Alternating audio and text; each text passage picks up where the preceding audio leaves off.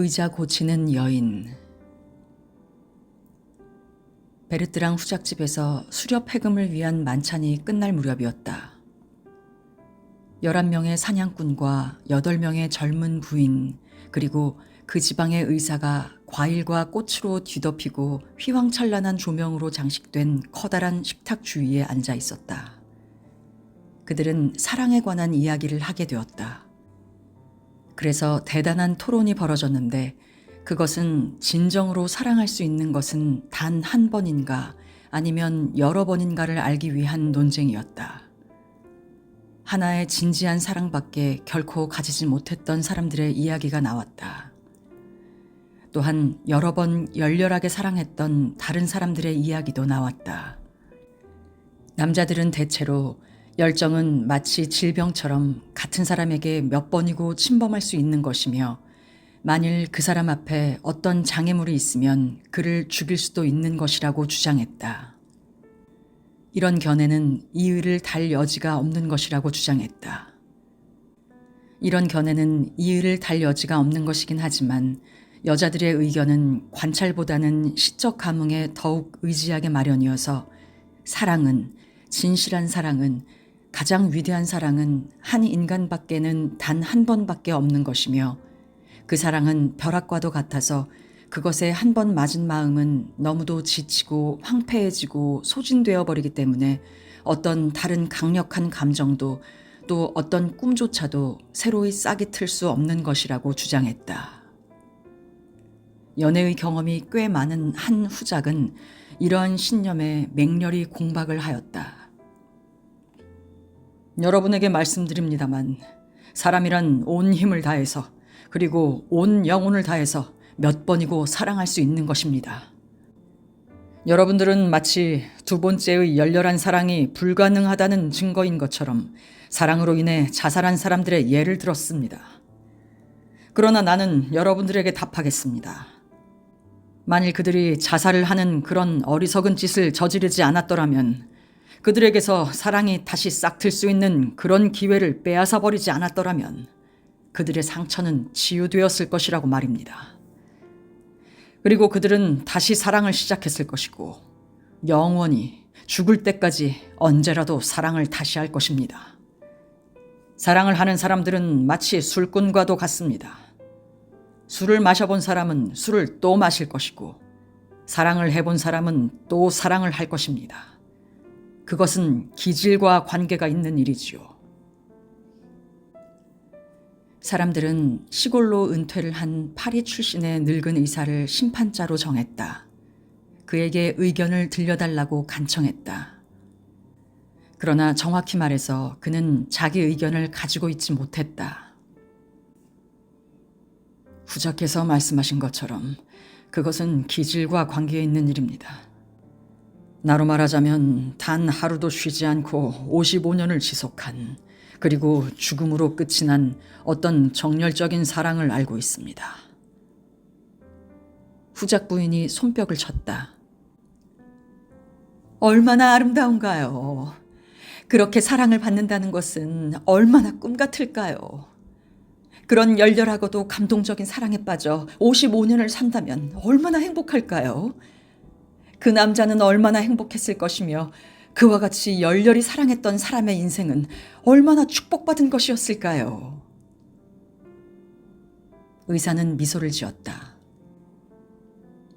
사실 부인, 사랑을 받은 사람은 남자였다는 그 점에 관해서는 옳게 추측하셨습니다. 그 사람은 여러분들도 잘 아시는 이 마을의 약제사인 슈케 씨입니다. 여자로 말하자면 여러분들도 또한 잘 아시고 계실 해마다 저택으로 오는 의자 고치러 오는 노파입니다. 더 잘 이해하실 수 있도록 이야기해드리죠. 부인들의 열렬하던 찬탄은 사그라져 버렸다. 흥이 깨진 그들의 얼굴은 기가 막혀서 하고 경멸의 말을 하는 것 같았다. 마치 사랑이란 훌륭한 사람들만의 소유물인 것처럼 세련되고 품위 있는 사람들에게만 엄습하는 것이라고 생각하는 듯했다. 의사가 다시 말을 이었다. 3달 전에 나는 그 할머니의 임종에 불려갔었습니다. 그녀는 그 전날 그녀의 집 구실을 했던 마차를 타고 와 있었습니다. 마차는 여러분들도 보신 적이 있는 그 비쩍 마른 말이 끌었고, 또한 그녀의 벗이자 보호자인 2마리의 커다란 검정개들이 따라왔지요. 사제가 벌써 거기에 와 있었습니다. 그녀는 우리를 자기의 유언 집행인으로 삼았고, 유언의 의미를 우리에게 공개하기 위해서 자기의 온 생애를 이야기했습니다. 나는 그보다 더 기구하고 그보다 더 비통한 이야기를 지금까지 들어본 적이 없습니다. 그분의 아버지도 의자 고치는 사람이었고 그분의 어머니도 의자 고치는 여자였습니다. 그녀는 한 번도 땅 위에 세워진 집에서 살아본 적이 없습니다. 아주 어렸을 적부터 그녀는 이가 들끓는 누더기를 걸치고 초라한 모습으로 세상을 떠돌아다녔습니다. 그들은 개울가를 따라 길을 가다가 마을 입구에서 멈추곤 했습니다. 그리고는 마차에서 말을 풀면 말이 풀을 뜯어먹고 개는 앞발 위에다 주둥이를 올려놓고 잠이 드는 것이었습니다. 그리고 아버지와 어머니가 길가의 느릅나무 그늘에서 그 마을의 낡은 의자들을 모두 대강수선하고 있는 동안 어린 소녀는 풀밭에서 뒹굴었습니다. 이 이동하는 집 속에서 가족들은 별로 이야기를 하지 않았습니다. 의자 고치세요 하는 너무도 잘 알고 있는 그 소리를 지르면서 누가 집들을 한 바퀴 돌 것인가를 결정하기 위해 필요한 몇 마디를 하고 나서 그들은 서로 마주보거나 나란히 앉아 짚을 엮기 시작하는 것이었습니다. 어린 딸이 너무 멀리 가거나 혹은 마을의 아이들과 사귀려고 들면 아버지는 노한 음성으로 그녀를 부르곤 했습니다. 이리로 돌아오지 못해, 이 못된 것아! 이것이 그녀가 듣는 유일한 애정의 말이었습니다. 그녀가 좀 더 자라자 망가진 의자의 밑바닥을 거두어들이게 하려고 그녀를 내보냈습니다. 그러자 그녀는 여기저기에서 몇몇 아이들과 알게 되었지요. 그런데 이번에는 그 새 친구들의 부모가 자기 아이들을 난폭하게 불러들이는 것이었어요. 이리 오지 못해! 거지하고 놀면 안 돼! 종종 짓궂은 사내 아이들이 그녀에게 돌을 던지기도 했습니다. 간혹 인정 많은 부인들이 그녀에게 몇 푼이라도 주면 그녀는 그것을 소중하게 간직했습니다. 어느 날 그녀는 그때 11살이었습니다. 그녀가 이 지방을 지나가다 묘지 뒤에 친구에게 동전 2푼을 빼앗기고 울고 있는 어린 슈깨를 만났습니다. 그녀의 보잘것없는 머릿속으로 언제나 행복하고 즐거우리라고 상상했던 그런 꼬마들의 하나인 그 어린 부잣집 소년의 눈물이 소녀의 마음을 뒤흔들어 놓았습니다. 그녀가 다가가 소년이 슬퍼하는 이유를 알았을 때 그녀는 자기가 가지고 있던 돈의 전부인 7수를 소년에게 주었습니다. 물론 그 아이는 눈물을 닦으면서 돈을 받았습니다. 그러자 그녀는 미칠 듯이 기뻐서 대담하게도 그에게 키스를 했습니다. 그는 돈을 주의 깊게 바라보고 있느라고 그녀가 하는 대로 내버려 두었습니다. 자기를 밀어내지도 않고 때리지도 않는 것을 알자 그녀는 다시 키스했습니다. 2팔에 가득히, 마음에 가득히 그를 껴안았습니다. 그리고 나서 그녀는 정신없이 달아났습니다. 이 불쌍한 소녀의 머릿속에는 무슨 일이 일어났을까요? 그녀가 그 소년에게 애착을 갖게 된 것은 떠돌이의 재산을 그에게 모두 주어버렸기 때문이었을까요? 아니면 애정의 첫 키스를 그에게 했기 때문이었을까요? 신비스러운 세계는 어린이에게나 어른에게나 마찬가지인 것입니다. 몇 달 동안 소녀는 묘지의 그 구석과 소년의 꿈을 꾸었습니다. 그를 다시 만나리라는 희망 속에서 소녀는 양친의 돈을 조금씩 훔쳤습니다. 의자 고친 돈에서 혹은 소녀가 사러 가는 생활 필수품에서 여기저기에서 한 푼씩 걸어 모았습니다. 소녀가 그 지방으로 다시 돌아왔을 때 소녀의 주머니 속에는 2프랑이 들어 있었습니다. 그러나 소녀는 아주 깨끗한 모습을 한 어린 약사를 그의 아버지의 가게 유리창 너머로 붉은 빛깔 나는 병과 번데기의 표본 사이로 볼 수밖에 없었습니다. 그 짙은 붉은빛 물에 반짝이는 병에 그녀는 매혹되고 감동되고 넋을 잃은 채 그리움을 안고 소년을 바라보기만 했습니다. 소년은 마음속에 지울 수 없는 추억을 간직했습니다. 그래서 다음 해에 학교 뒤에서 친구들과 구슬치기를 하고 있는 소년을 만났을 때 소년은 그에게 달려들어 그를 품에 안고 격렬하게 키스를 퍼부었습니다. 소년은 큰 소리로 어쩔 줄 몰라 하며 울음을 터뜨렸습니다. 소년을 달래기 위해서 소년은 돈을 주었습니다. 3프랑 20상팀. 정말로 대금이었습니다. 소년은 눈을 휘둥그렇게 뜨고 그것을 쳐다보았습니다. 소년은 그것을 받고 소녀가 하고 싶은 만큼 실컷 애무하도록 내버려 두었습니다. 그러고도 4년 동안 소년은 자기가 모아둔 돈을 모두 그의 손에 쏟아주었습니다. 소년은 키스를 승낙하는 대신에 의식적으로 그것을 착복했던 것이지요. 어느 때는 30수, 어느 때는 2프랑, 또 어느 때는 12수, 그리고 마지막 번에는 둥글고 큰 동전인 5프랑이었는데 소녀는 그것을 보고 만족한 웃음을 지었습니다. 소녀는 이제 그에 대한 생각밖에 하지 않았습니다. 그리고 소년도 그녀가 돌아오기를 초조하게 기다렸습니다. 그러다가 소녀를 보면 소녀 앞으로 달려갔고 그것이 소녀의 마음을 들뜨게 했습니다. 그런데 소년이 보이지 않게 되었습니다. 그가 중학교에 들어갔던 것입니다. 소녀는 교묘하게 물어서 그것을 알아냈지요. 그래서 소녀는 부모님의 여정을 바꾸게 하려고 온갖 수단을 꾸며 마침내 방학 때 이곳을 지나가게 되었습니다. 그녀는 성공을 했지만 그것은 1년 동안 꾀를 쓴 다음에 이루어진 것이었습니다. 따라서 소녀는 2년 동안이나 소년을 보지 못한 것입니다. 소녀가 알아볼 수 없을 만큼 그는 변해버렸고 자랐으며 아름다워졌고 금단추가 달린 제복을 입어 위엄이 있어 보였습니다. 그는 소녀를 못 본 채 하고 소녀 곁을 거만하게 지나갔습니다. 소녀는 이틀 동안이나 슬프게 울었습니다. 그때부터 그녀는 끝없이 괴로워했습니다. 해마다 그녀는 다시 돌아왔으나 감히 그에게 인사도 하지 못하고 그의 앞을 지나갔으며 그는 그녀 쪽으로 시선 한 번 주지 않았습니다. 그녀는 미칠 듯이 그를 사랑하고 있었습니다. 그녀가 내게 이렇게 말하더군요. 의사 선생님, 그분은 제가 이 세상에서 보았던 유일한 남자입니다. 저는 이 세상에 다른 남자들이 존재하고 있는지 어떤지도 모릅니다. 그녀의 양친이 죽었습니다. 그녀는 그들의 직업을 계승했지만 한 마리 대신에 2마리의 개를 가졌습니다.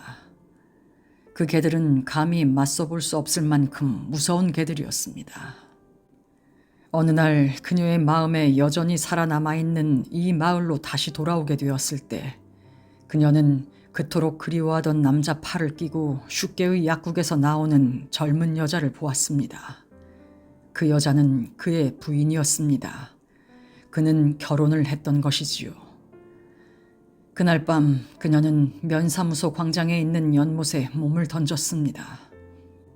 밤늦게 돌아가던 한 술꾼이 그녀를 건져내어 약국으로 데려갔습니다. 슈케네 아들이 실내복을 입고 그녀를 치료하기 위해 내려왔지만 그는 그녀를 모른 채 하고 옷을 벗기고 마른 수건으로 문질러주고 나서 냉정한 목소리로 그녀에게 말했습니다. 도대체 정신이 나갔군. 다시는 이런 바보 같은 짓을 하면 안 돼요. 그녀를 회복시키는 데에는 그것으로도 충분했습니다. 그가 그녀에게 말을 했던 것입니다. 그녀는 그것만으로도 오랫동안 행복했습니다. 그녀가 치료비를 지불하려고 고집을 부렸는데도 그는 아무것도 받으려 하지 않았습니다. 이렇게 하여 그녀의 생애는 흘러갔습니다.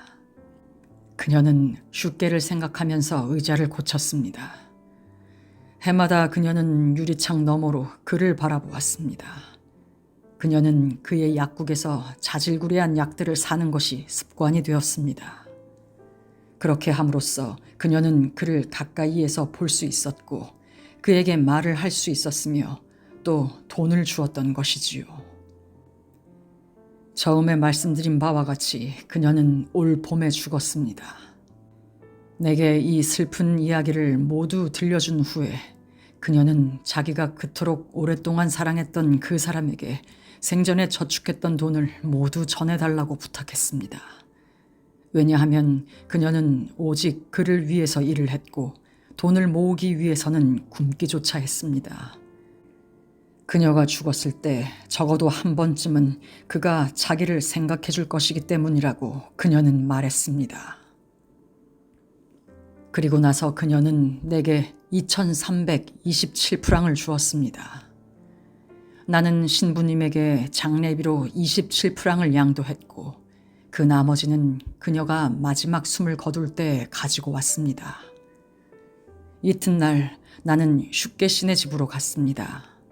그들 내외는 마주 앉아 점심 식사를 마치고 있었는데 그들은 뚱뚱하고 혈색이 좋았으며 양 냄새를 풍기면서 거드름을 피우고 만족한 듯이 보였습니다. 그들은 내게 앉으라고 했고 버치술을 주어서 그것을 받았습니다. 나는 그들이 눈물을 흘릴 것이라고 확신하면서 흥분된 목소리로 그녀의 이야기를 시작했습니다. 슈께는 자기가 그 떠돌이 여자, 그 의자 고치는 여자, 그 떠돌이 품팔이꾼에게 사랑받았다는 것을 알자 너무도 화가 난 듯 벌쩍 뛰었습니다. 마치 자기의 명성, 점잖은 사람으로서의 존경, 개인적인 명예, 그에게는 생명보다도 더 값진 품위 있는 그 무엇을 그녀가 훔치기라도 한 것처럼 말입니다. 그의 부인도 마찬가지로 흥분하여 이 말만 되풀이했습니다. 그 거지 같은 여자가, 그 비렁뱅이 여자가 다른 말을 생각해낼 수가 없었던 것이지요. 그는 자기 자리에서 일어나 한쪽 귀 위에서 뒤집혀진 차양 없는 회색 모자를 쓴 채 식탁 위에서 성큼성큼 거닐었습니다. 그는 이렇게 더듬거리며 말했습니다. 의사 선생님은 이걸 이해할 수 있습니까? 이건 한 남자로서는 소름 끼치는 일입니다. 이럴 수가 있습니까?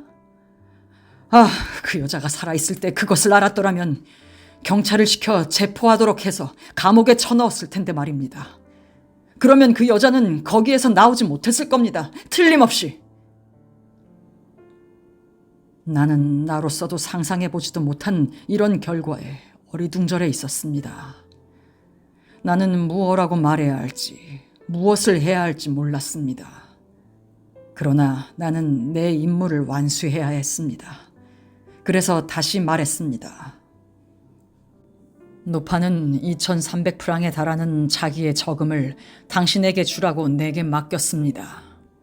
그러나 방금 당신에게 알려준 것이 당신을 매우 불쾌하게 만든 모양이니 이 돈을 가난한 사람들에게 적선하는 것이 어쩌면 최선책이 될 것 같습니다. 순간 그토록 흥분하던 부부는 놀란 나머지 꼼짝 않고 서서 나를 쳐다보고만 있었습니다. 나는 주머니에서 그 돈을 꺼냈습니다. 그것은 각 나라에 그리고 모든 특징이 있는 금화와 동전이 섞인 눈물겨운 돈이었습니다. 그리고 나는 물었습니다. 어떤 결정을 내리시겠습니까? 슈께 부인이 먼저 말했습니다. 하지만 그것이 그 여자의 유언이라면 거절하기가 매우 어려울 것 같군요. 남편이 얼굴을 붉히며 열적은 표정으로 이렇게 말을 이었습니다. 어쨌든 그것으로 우리 아이들한테 무언가를 사줄 수 있겠군요. 나는 냉정한 표정으로 말했습니다. 좋으실 대로. 그가 다시 말했습니다. 어쨌든 주세요. 그 여자가 당신에게 맡긴 것이니까 우리가 좋은 일에 쓸 수 있는 방법을 생각해 보지요. 나는 그 돈을 건네주고 인사를 하고 나왔습니다. 이튿날 슈께가 나를 찾아와서 불쑥 이렇게 말했습니다. 헌데 여기에다 마차를 남겨놓았을 텐데요. 그 여자가 그 마차를 어떻게 하실 생각이십니까? 아무것도요. 원하신다면 가져가세요. 잘 됐네요. 됐어요.